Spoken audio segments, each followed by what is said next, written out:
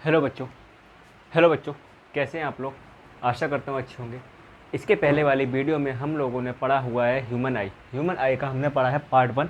इस वाली वीडियो में आपका रहेगा ह्यूमन आई का पार्ट 2। ठीक है। फर्स्ट वीडियो में हमने पढ़ा है ह्यूमन आई का एक्सटर्नल स्ट्रक्चर, यानी कि जो बाहरी संरचना होती है उसके बारे में हमने पढ़ा हुआ है। बाहरी संरचना में हम लोगों ने पढ़ा हुआ है स्क्लेरा। स्क्लेरा जो कि वाइट कलर का होता है, हमारी आंखों में जो भी वाइट कलर का हिस्सा है उसको हम बोलते हैं स्क्लेरा। स्क्लेरा के बाद हमने पढ़ा था आइरिस, जो कि आपका आइरिस होता है तीन कलर में होता है। आपका ब्लैक भी हो सकता है, ब्लू भी हो सकता है एंड ब्राउन भी हो सकता है। क्लियर। दुनिया में सिर्फ 3 ही प्रकार के आइरिस पाए जाते हैं, black, blue and brown. Clear. इसके बाद फिर हमने पढ़ा हुआ था प्यूपिल। प्यूपिल का साइज क्या होता है, कितने प्रकार का होता है, ये हमने सारी चीज़ें पढ़ी थी। जैसा कि आपको सबको पता होगा प्यूपिल का साइज सेम रहता है और ये एक ही कलर का होता है, यानी कि ब्लैक कलर का होता है। आइरिस जो होता है वो क्या करता है, समय के अनुसार, यानी कि लाइट जो होगी, प्रकाश जो होगा, प्रकाश के अकॉर्डिंग अपने आप को सिकोड़ता है और फैलाता है। अगर ज़्यादा प्रकाश होगा तो वो सिकोड़ लेगा, कम प्रकाश होगा तो वो अपने आप को फैला लेगा। ये सारे स्ट्रक्चर, ये सारी चीज़ें हमारी आइरिस में हुआ करती थी, हमने पढ़ लिया था। आज हम पढ़ते हैं ह्यूमन आई का इंटरनल स्ट्रक्चर। आज ही हम पढ़ेंगे कि हमारे मनुष्य की आँख, यानी कि ह्यूमन आई का कंपेरिजन हम लोग कैमरे से करते हैं, क्यों? यानी कि मनुष्य की आँख की तुलना हम लोग कैमरे से करते हैं, क्यों करते हैं? ये सारी चीज़ें हम आज की वीडियो में जानेंगे। तो उससे पहले हम लोग ये जानते हैं कि मनुष्य की आँख की इंटरनल स्ट्रक्चर। क्लियर। देखिए, आइरिस के बारे में हम लोगों ने पहले पढ़ लिया था, उसके बाद हमने पीपल्स के बारे में पढ़ा। अब अपन उसके बारे में बात करते हैं, उसके बाद बात करते हैं उत्तल लेंस की। यानी कि हमारी आंखों के अंदर भी जैसे कि कैमरे में एक लेंस लगा रहता है, उसी प्रकार हमारी आंखों में भी एक लेंस लगा रहता है। और वो आंखों का जो लेंस होता है वो उत्तल लेंस की प्रकृति का होता है, यानी कि कॉन्वेक्स लेंस होता है।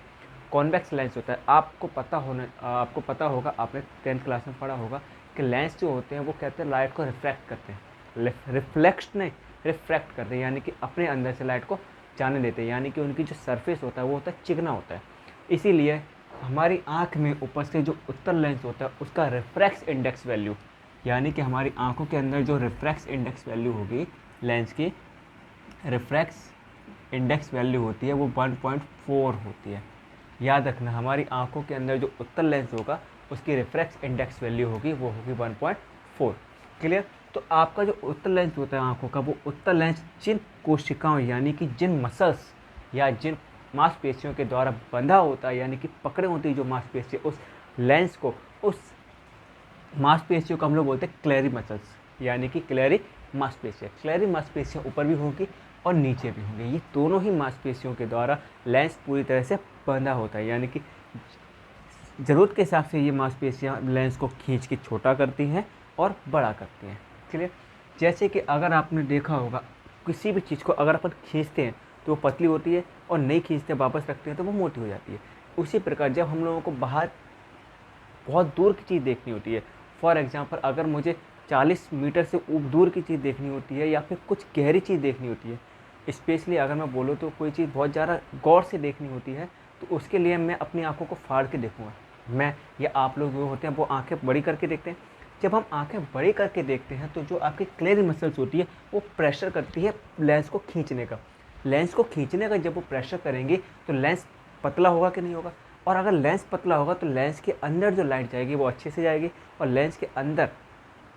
लेंस पतला होने के बाद लेंस के अंदर जो लाइट जाएगी वो बहुत अच्छे से जाएगी। इसलिए आप लोगों को जब गौर से देखना होता है तो आप लोग क्या करते हैं, आँखों को बड़ा कर लेते हैं। वो ऑटोमेटिक प्रोसीजर होता है। आँखों को जब आप बड़ा करते हैं तो लेंस भी खिंचता है, और लेंस खिंचता है तो लेंस का कैसा होता है, पतला होता है। इसीलिए आपको पता होना चाहिए, जब भी दूर की वस्तु आप देखते हैं तो आपके जो लेंस का साइज होता है वो कैसा हो जाता है, पतला हो जाता है। दूर की वस्तु को देखते हैं तो लेंस का साइज़ कैसा हो जाता है, पतला हो जाता है, तो जिसके अंदर से लाइट आसानी से चली जाती है। लेकिन जब आप पास की वस्तु देखते हैं, तो आंखों पे इतना प्रेशर नहीं करना पड़ता। तो जो क्लेरी मसल जो होती है वो लेंस को वापस उसी पोजीशन में रख देती हैं, और लेंस को जब उसी पोजीशन में वापस रखेंगे तो लेंस वापस से मोटा हो जाएगा। इसलिए फिर आपको लेंस से जो पास की चीज़ें होंगी उनको देखने के लिए आपको आंखें ज़्यादा अच्छे से खोलने की ज़रूरत नहीं होती। पास की चीज़ों को अपन नॉर्मली भी देख लेते हैं। ये आपका काम होता है उत्तल लेंस का। उत्तल लेंस को जिन दो मांसपेशियों, यानी कि मसल्स के द्वारा पकड़ा जाता है, उन मसल्स को हम लोग बोलते हैं क्लेरी मसल्स। तो क्लेरी मसल्स का काम क्या होता है, अगर आपसे कोई पूछे कि क्लेरी मसल्स का काम क्या होता है, तो क्लेरी मसल्स का काम सिर्फ यही होता है कि वो उत्तल लेंस को, हमारी आंखों में उपस्थित जो उत्तल लेंस होता है उसको पकड़े रखती है, यानी कि उसको जकड़े रहती है। ये काम किसका होता है? सिलेरी मसल का। उसके बाद हम बात करते हैं कोरोइड का। किसकी बात करते हैं? ये आपकी आंखों का जितना भी ये वाला हिस्सा जो दिख रहा है इसको हम लोग बोलते हैं कोरोइड। कोरोइड का काम क्या होता है? रेटिना।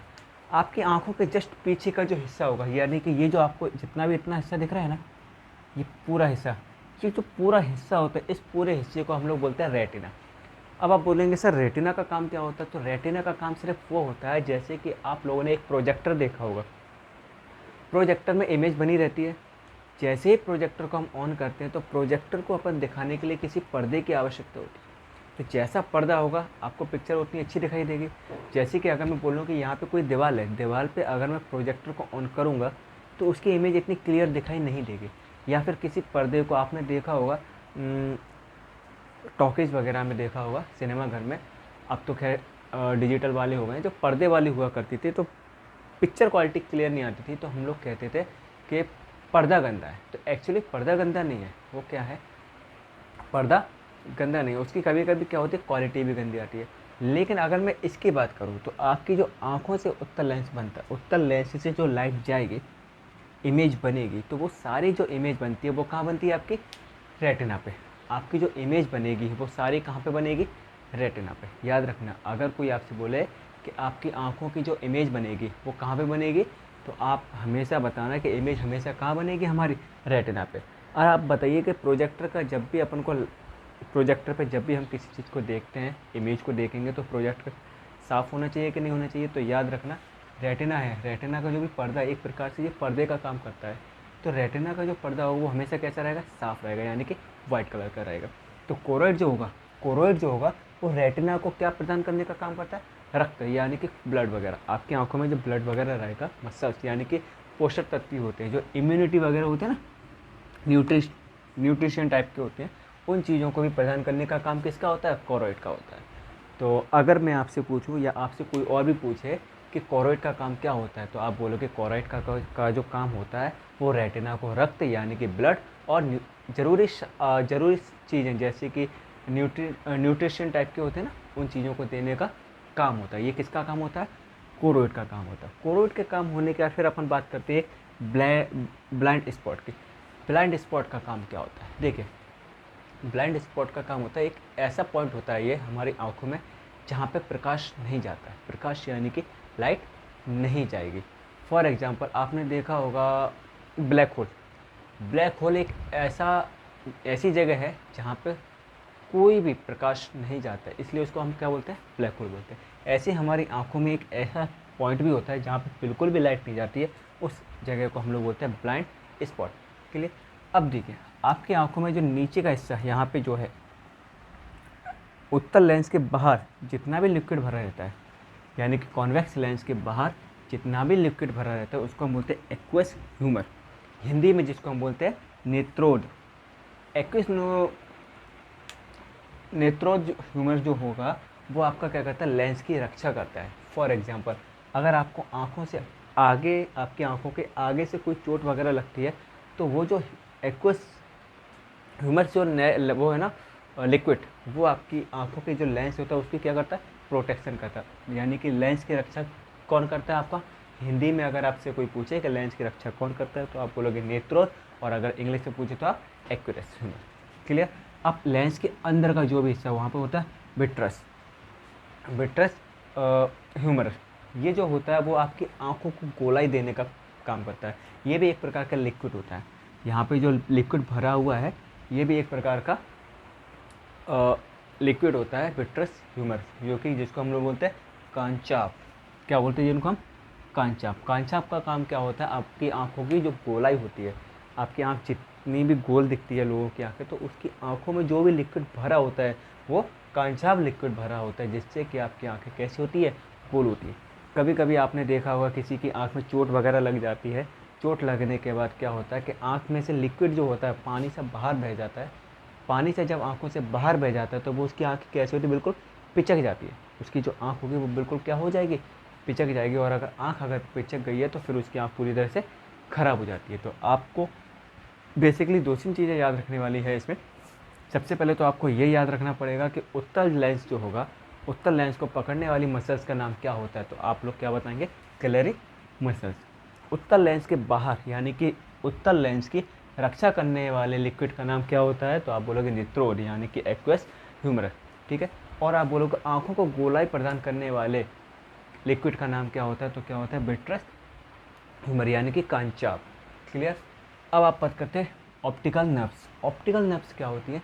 यहाँ पे क्या बनती है? हमारी इमेज बनती है, हमारी इमेज बनती है। फॉर एग्जांपल अगर मैं आपसे बात करूँ, आपने अगर रिफ्लेक्शन चैप्टर पढ़ा होगा 10th क्लास में। रिफ्लेक्शन चैप्टर में क्या होता है? पूरा ऑप्टिकल है, इमेज जो पूरी बनती है ना, वो चीज़ों के बारे में बताया हुआ है। तो देखिए, आपकी जो आँखों पे प्रकाश जाएगा वो जाएगा प्यूपिल। प्यूपिल से फिर जो प्रकाश जाएगा वो किस पे जाएगा? आइरिस पे जाएगा। आइरिस से प्रकाश होते हुए आपका जाएगा उत्तल लेंस पे। उत्तल लेंस क्या करता है? रिफ्रैक्स इंडेक्स वैल्यू यानी कि अपने अंदर से प्रकाश को जाने देगा।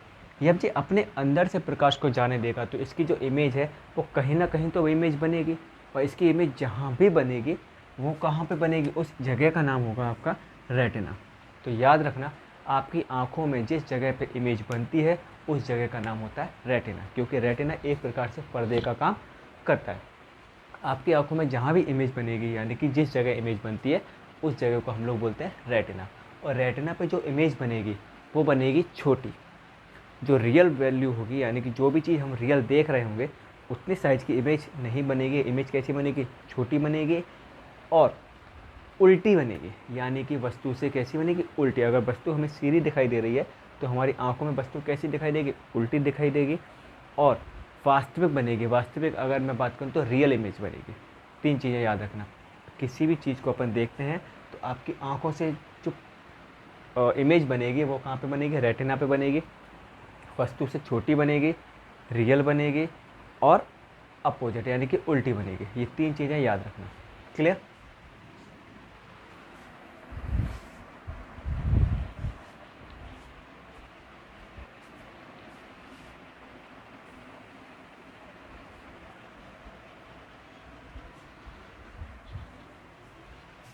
देखिए, तो अभी हमने आपको बताया था कैमरे की तुलना हम लोग अपनी आँखों से या अपनी आँखों की तुलना हम लोग कैमरे से करते हैं। यानी कि जब आपने कैमरा बनाया हुआ है, हम लोगों ने जो कैमरा बनाया हुआ है उसका जो आइडिया है वो हमारी आँखों से आया हुआ है, ठीक है।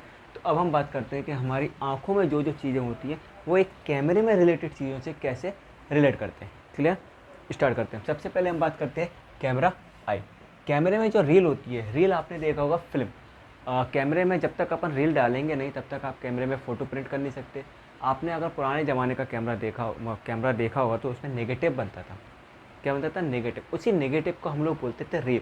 तो उसका जो नेगेटिव जितना अच्छा होगा उतनी अच्छी उस पर प्रिंट होती थी। उसी के कॉन्सेप्ट में हम लोगों की आंखों में क्या होता है? रेटिना होता है। यानी कि हमने अभी पढ़ा हुआ था कि रेटिना का काम क्या होता है?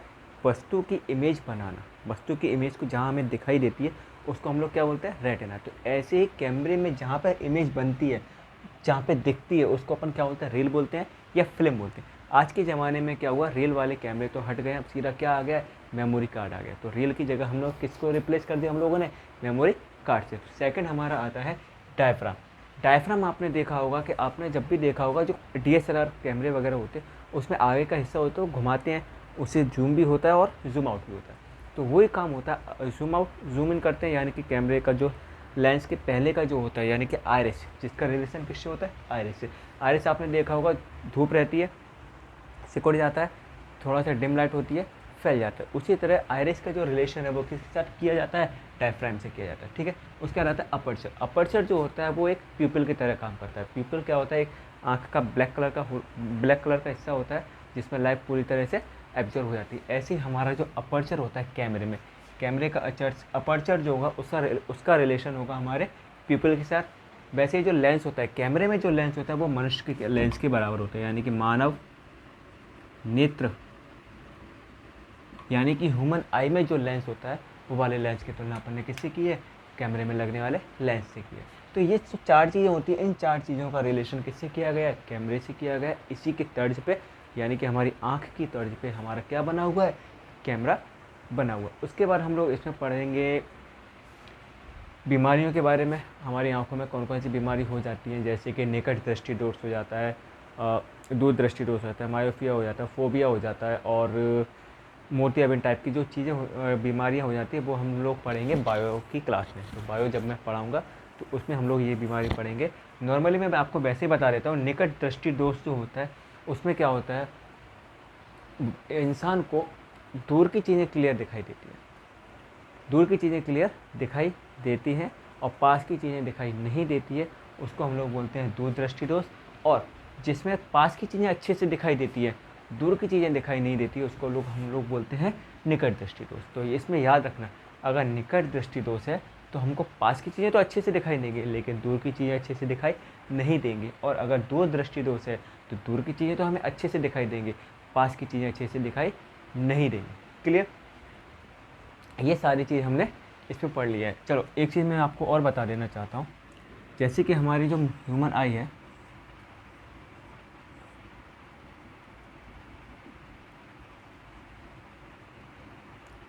ह्यूमन आई में इमेज वगैरह जो बनेगी वो वस्तु से कैसी बनती है, छोटी बनती है। याद रखना, ह्यूमन आई में जो इमेज बनेगी वो वस्तु से छोटी बनेगी और उल्टी बनेगी। ठीक है? अब याद रखना, आपकी जो आँखें होती, आँखें जो होगी, आँखों का जो रेटिना होगा, रेटिना पे आपकी वस्तु की इमेज बनेगी, वो इमेज बनेगी आपकी उल्टी बनेगी। कैसी बनेगी? उल्टी बनेगी।